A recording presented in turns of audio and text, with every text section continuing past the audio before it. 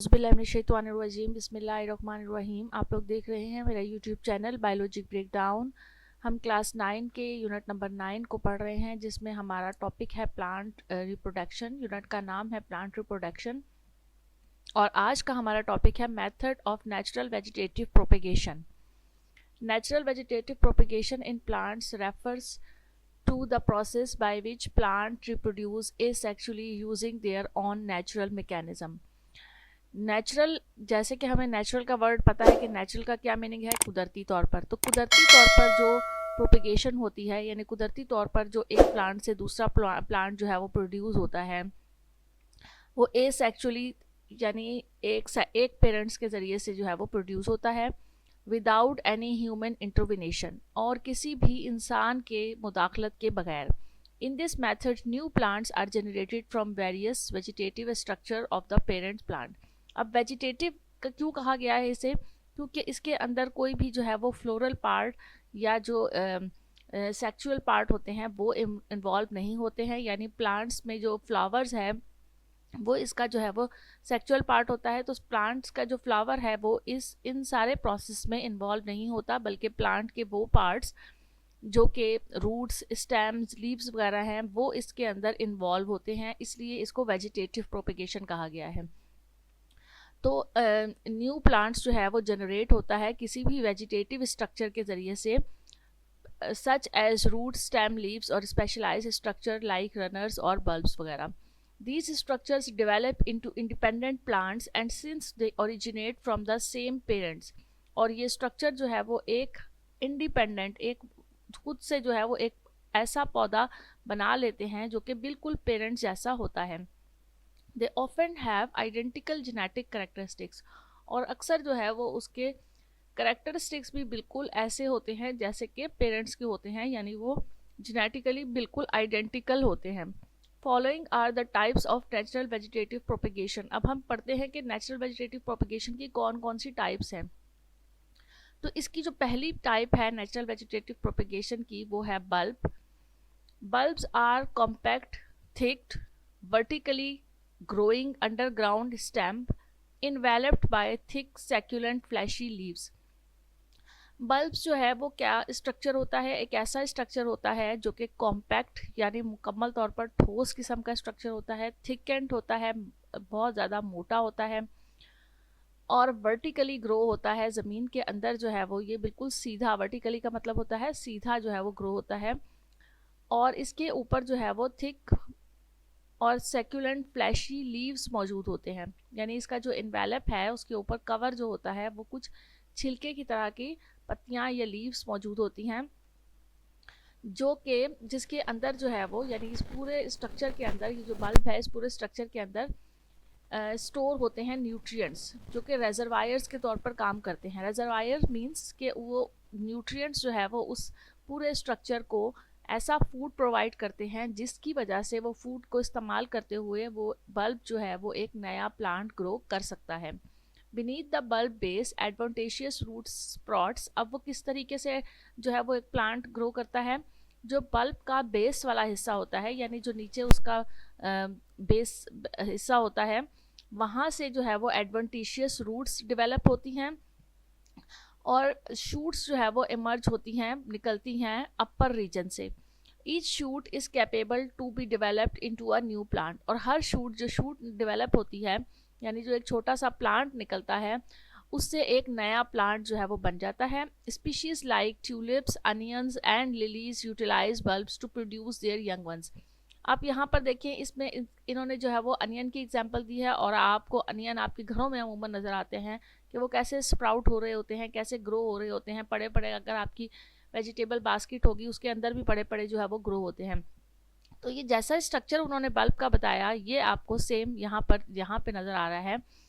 और आपको इसके ऊपर ये जो लीव्स सी नज़र आती हैं, स्केली लीव्स, आप लोगों ने देखा होगा जो प्याज होता है उसके ऊपर छिलके से होते हैं जिसको जो है वो उतारा जाता है, तो वो स्केली लीव्स भी होती हैं। कॉम्पैक्ट स्ट्रक्चर होता है, थिक होता है, ये मोटा जो है वो होता है, और इसके स्केली लीव्स के अंदर, इस पूरे स्ट्रक्चर के अंदर जो है वो फूड स्टोर हुआ होता है, न्यूट्रिएंट्स होती हैं जो कि उसको हेल्प करती हैं कि प्लांट से, उसी अनियन से जो है वो एक नया प्लांट ग्रो हो सके।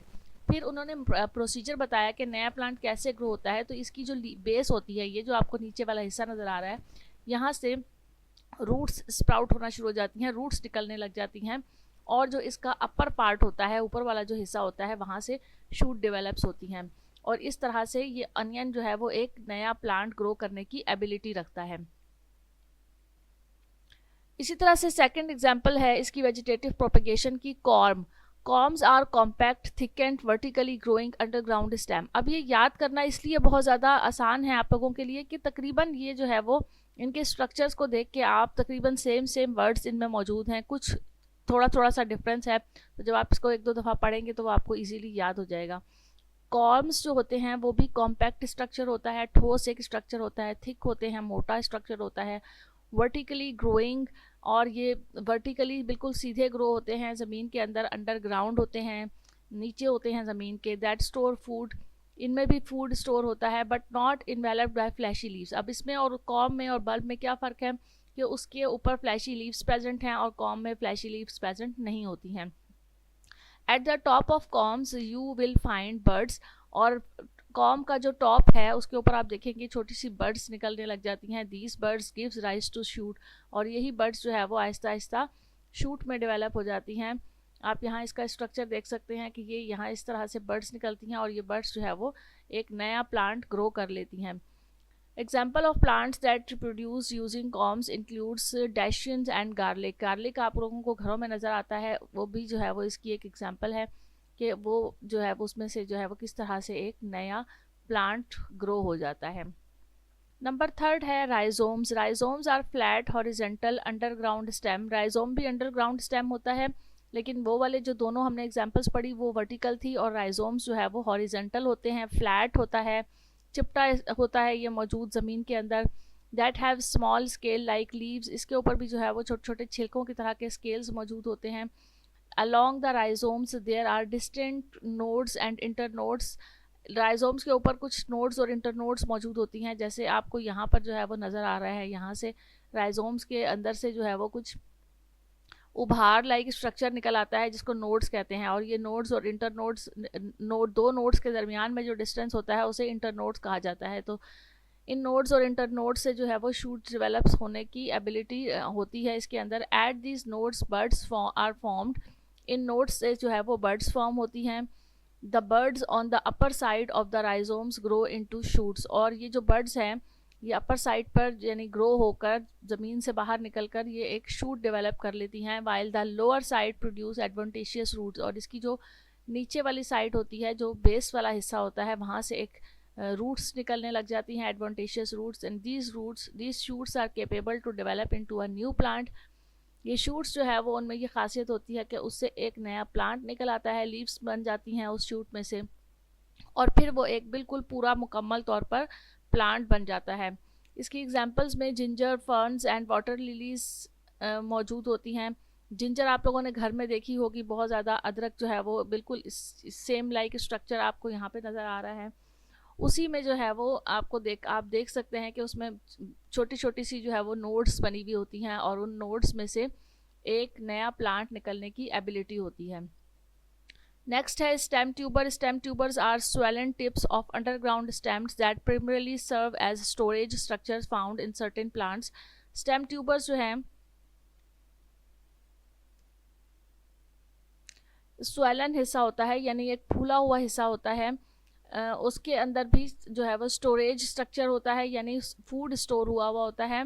चूँकि वो स्वेल हुआ हुआ होता है इसलिए वो जो जितने भी स्वेल हुए हुए स्ट्रक्चर होते हैं, फूले हुए स्ट्रक्चर होते हैं, वो इस वजह से होते हैं क्योंकि उनमें फूड स्टोर हुआ हुआ होता है। Stem tubers often have eyes. Stem tubers के ऊपर आइज मौजूद होती हैं। अब ये आइज किसको कहा जा रहा है? आइज बेसिकली कुछ टिप्स, कुछ घड़े से मौजूद होते हैं इसके ऊपर, और उन्हें बर्ड्स भी कहते हैं और आइज भी कहते हैं। तो आइज और bird clusters on their surface. Clusters means के बहुत ज़्यादा तादाद में उनकी सरफेस के ऊपर मौजूद होते हैं। From which new shoots can grow when conditions are suitable, और जब भी उन्हें सूटेबल कंडीशन, एक ऐसी कंडीशन मिलती है जिस पे वो नया प्लांट ग्रो कर सकें, उस कंडीशन पर वो जो बर्ड्स होती हैं या वहाँ जहाँ पर आइज मौजूद होती हैं वहाँ से एक नया प्लांट ग्रो हो जाता है। Example of plants that produce stem tubers include potatoes and yams। Potatoes आप लोगों के घरों में मौजूद होते हैं। पोटैटोज़ में आप लोगों ने देखा होगा बहुत छोटे छोटे से सुराख टाइप के स्ट्रक्चर होता है। वो बेसिकली सुराख नहीं होते हैं, वो क्या होते हैं, गढ़े से होते हैं, जिन्हें बड्स कहा जाता है या उन्हें आइज़ भी कहते हैं। इन्हीं आइज़ में से जब उन्हें सूटेबल कंडीशन मिलती है तो वो एक नया प्लांट जो है वो डेवलप कर लेते हैं। These structures serve as source of foods and means of propagation for the plants that reproduce them. और इनका ये जो स्ट्रक्चर होता है ये इन्हें प्रोवाइड करता है फूड, यानी ये स्वेलन स्ट्रक्चर होता है। यहाँ आपको आई की पिक्चर बनी हुई, डायग्राम बनी हुई नज़र आ रही होगी। ये एक फूला हुआ स्वेल हुआ हुआ स्ट्रक्चर होता है। तो इसके अंदर जो चीज़ें मौजूद होती हैं वो बेसिकली न्यूट्रिएंट्स होती हैं, फूड्स होते हैं, कार्बोहाइड्रेट्स मौजूद होते हैं, जिनमें ये एबिलिटी होती है कि वो एक नया प्लांट ग्रो कर सकें। नेक्स्ट है स्टोलन्स और runners. The above ground parts of plants like strawberries and creeping buttercups are typically very short, with most of their structures below the ground.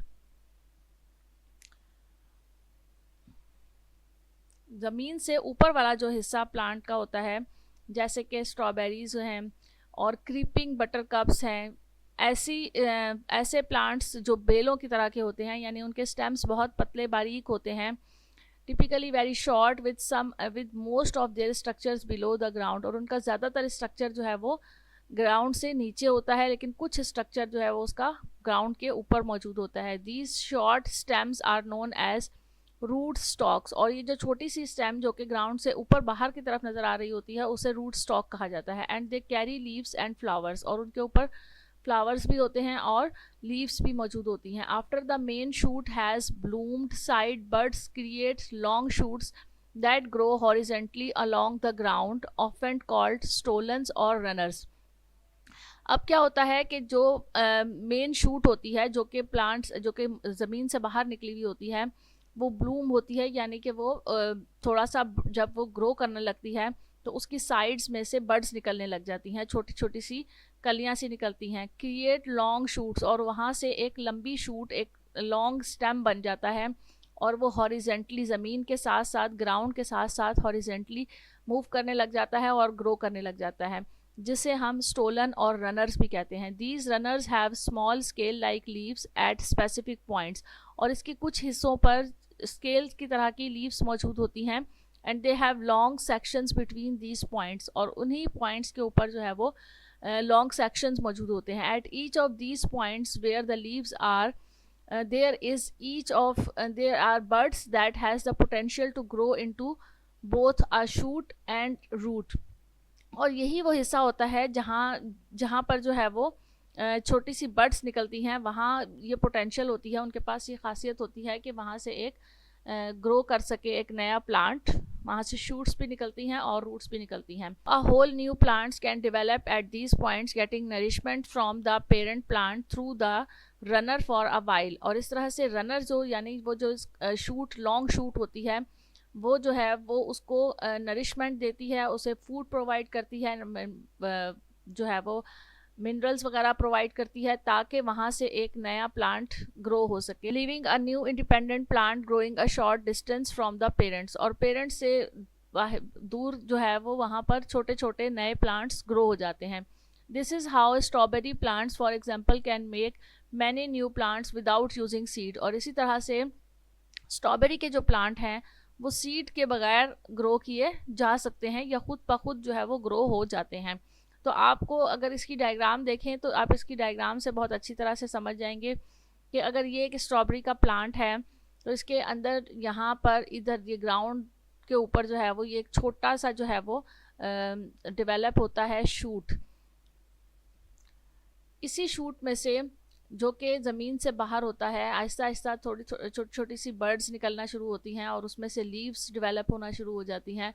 और वहाँ जहाँ जहाँ से लीव्स डेवलप होती हैं वहाँ ही उन्हीं जगहों से नीचे जो है वो रूट्स डेवलप होने लग जाती हैं। और इस तरह से एक पूरा वो जो यहाँ वाला हिस्सा था ये ड्राई अप हो जाता है, यानी पेरेंट्स प्लांट से अलहदा हो जाता है और इंडिविजुअली जो बेबी प्लांट होते हैं वो सब के सब जो है वो ग्रो करने लग जाते हैं। और इस तरह से एक स्ट्रॉबेरी के प्लांट से बगैर सीड के मुख्तलिफ प्लांट्स और बहुत सारे जो है वो प्लांट्स बन जाते हैं।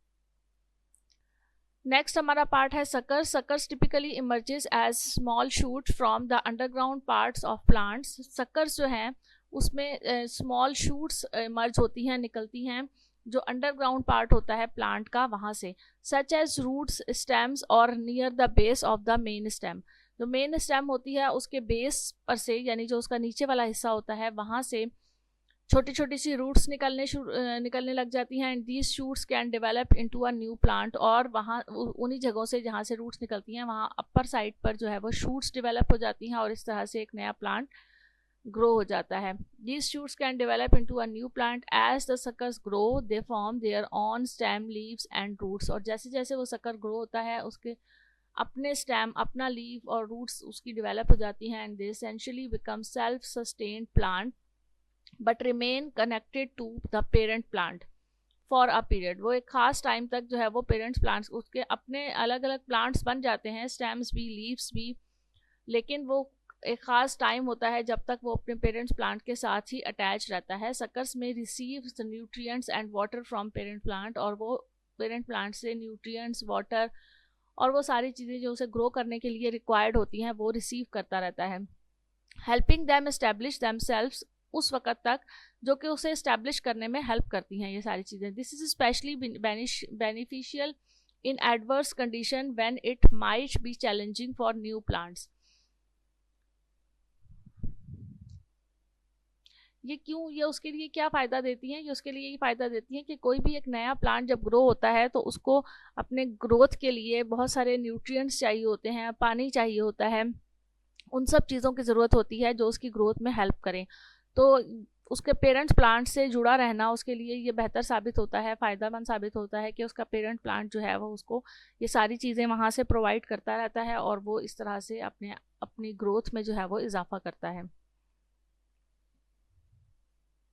Over time, the suckers develops their new on root systems and become less dependent on the parent plant for sustenance. Eventually, they can thrive independently. जब वक्त गुजरता जाता है तो वो प्लांट जो है अपना रूट सिस्टम एक पूरा डेवलप कर लेता है। रूट सिस्टम का मतलब है कि अब उसके अंदर सारा रूट का पूरा एक सिस्टम बन गया है, छोटी छोटी रूट्स नहीं है, बल्कि वो खुद से जो है वो पानी एब्जॉर्ब कर सकता है मट्टी के अंदर से।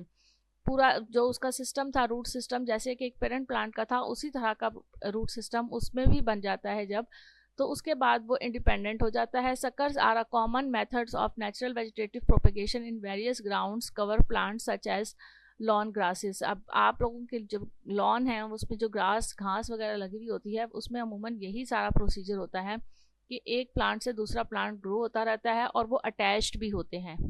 Vegetative propagation by leaves, leaves के जरिए से भी ये वेजिटेटिव प्रोपेगेशन का प्रोसेस होता है। Bryophyllum a type of plant, new plantlets are created along the edges of its leaves. Bryophyllum एक ऐसा प्लांट है जिसकी जो लीव्स होती हैं उसकी लीव के ऊपर से ही छोटी छोटी जो है वो प्लांटलेस यानी कि छोटी छोटी लीव्स ग्रो होना शुरू हो जाती हैं उसके लीव्स के एजेस पे से, लीव के किनारों के ऊपर से। And these plantlets are like tiny versions of the parent plant. और ये बिल्कुल वैसी ही प्लांटलेट्स होती हैं जैसे कि एक छोटा सा पेरेंट प्लांट मौजूद हो उस लीव के ऊपर। When they detached from the parent plant and fall onto the soil below, they have the ability to grow and develop into separate self-sustaining plants।